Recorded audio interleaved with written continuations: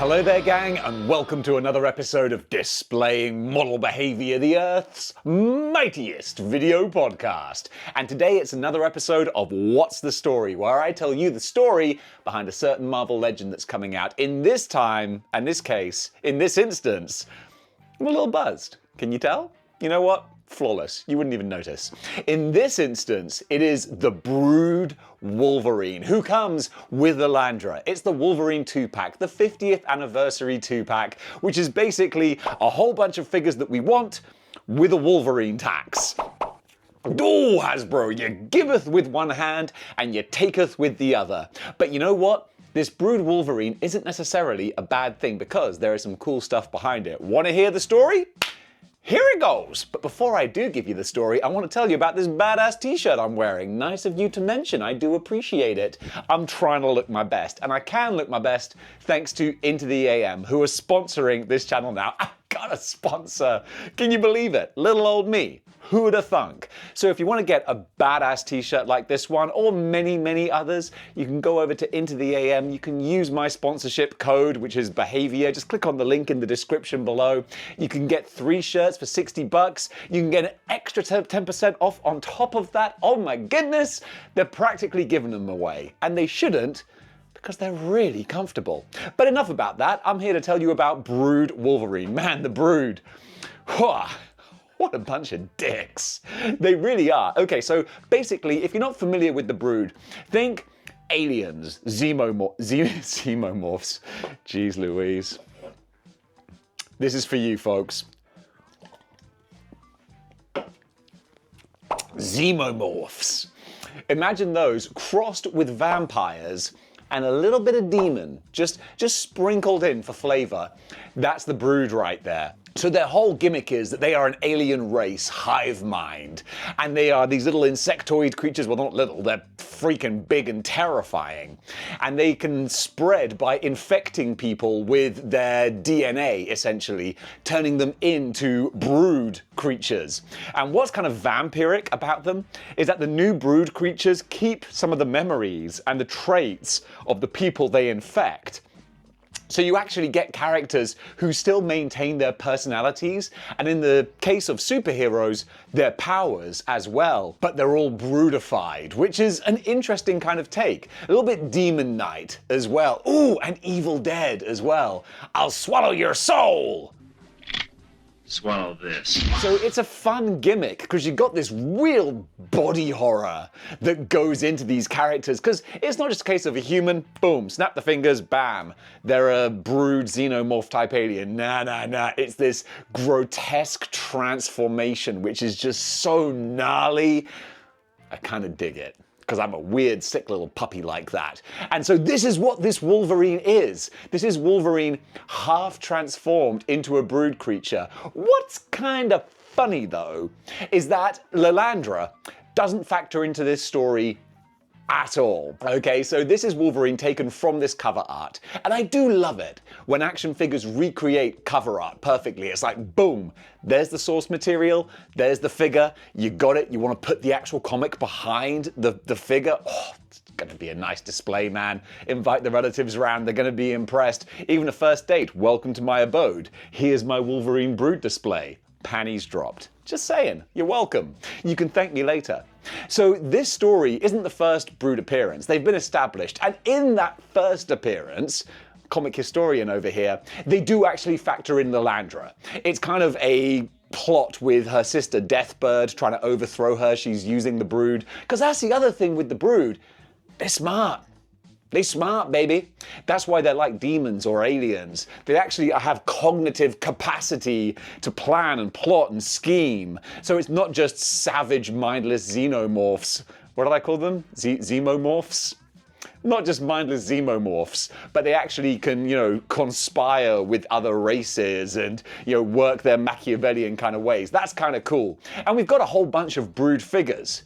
But not enough. Because the most quintessential one, I feel, is the Toy Biz Brood Builder figure. I say Toy Biz, if it's Hasbro, then don't at me in the comments, alright? Or you can do, all right. If it is, then congratulations. You get a no prize.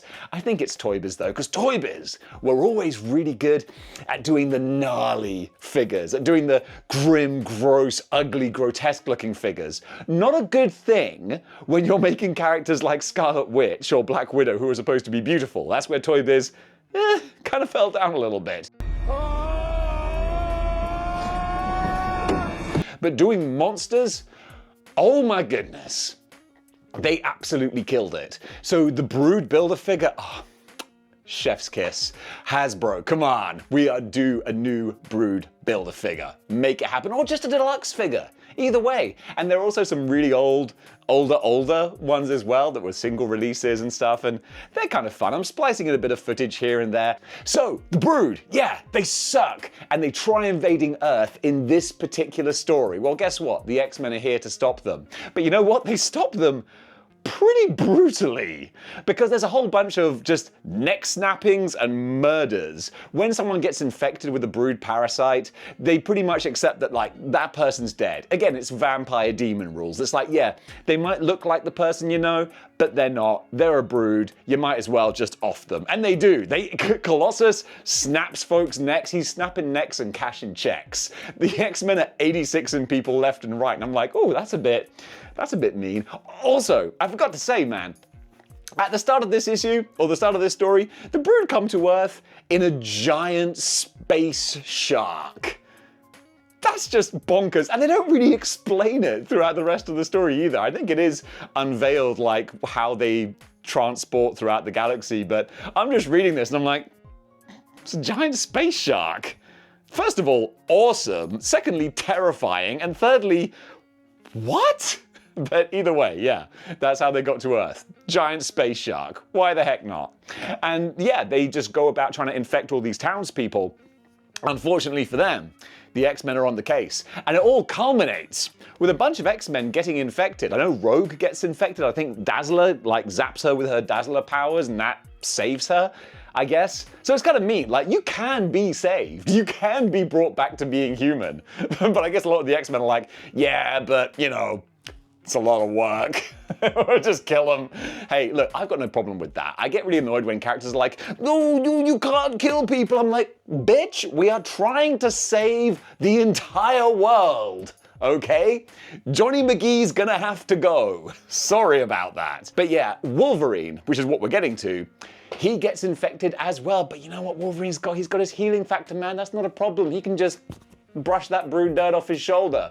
What's kind of amusing, though, is that the finale takes place in this big evangelical tent, you know, one of those big church type things where it's like, oh, hail people and I will cure the sick. So this guy, you know, he sees this, like, Wolverine's transforming into a Brood, you know, before his eyes, and he's like, yeah, I can heal you. And of course, Wolverine himself actually has his healing factor. So his healing factor counteracts the Brood metamorphosis and heals him. But the guy's like, oh my god, that actually worked. I was just in this for the money, but I guess I can heal people. No, pal. You can't.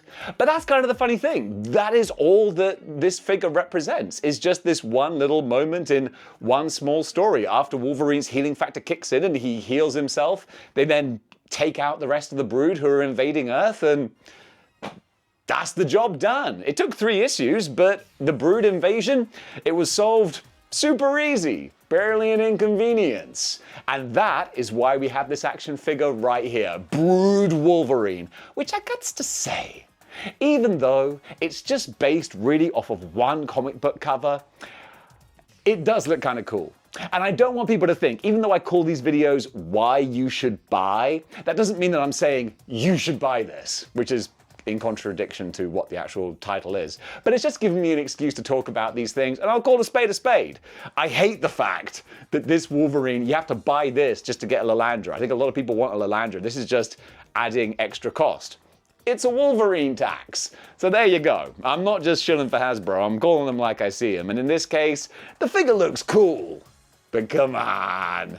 It would have been better if they just sold Lilandra on her own. And as for her, we're going to get to her. She's going to get her own video coming up real soon. But in the meantime, we're talking about Brood Wolverine. And even though I don't like the fact he's in a 2-pack, the figure itself, does look kind of cool. I love all the sculpting, the gnarly, gnawed face sticking out, and the crusty reptilian kind of arms. But ultimately, it's a very throwaway character. But guys, what do you think about the Brood? What do you think about the Brood figures? Do you want a new Brood Deluxe figure? I know I do, because with the wings as well, just looks so badass. But there you go, guys. That is the history of the Brood Wolverine. He wasn't here for a long time, but he was here for a good time. So gang, thank you so much for watching. If you want to help out the channel, check out Into the AM. You can click the link in the description below, pick yourself up a t-shirt, and they will see that. They will see that you went through the link and go, hey, Model-Behaviour is getting some clicks.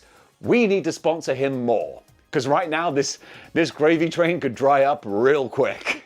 So gang, thank you so much for watching, and until next time, keep displaying model behavior. Cup